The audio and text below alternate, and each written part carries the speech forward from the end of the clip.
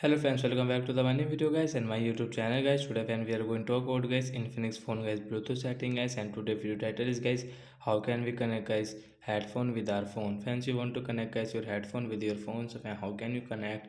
Today fans, I will show you, I will tell you in this video guys. So before starting video fans, first of all go and subscribe the channel guys, click the bell icon, like the video friends. Now let's see how can we connect headphone. Open your phone setting guys. After on phone setting guys, you can see this tab setting friends, click on guys your phone Bluetooth settings. So fans, where is Bluetooth setting guys, click on more connection and fans click on your Bluetooth, and guys now turn on guys your headphone first of all, and guys turn on your guys Bluetooth setting. So we will on it, you guys you can on, you can use your Bluetooth setting from here.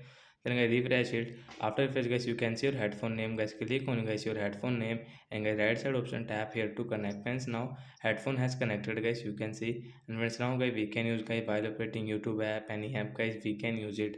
So that's it guys, thanks for watching the video.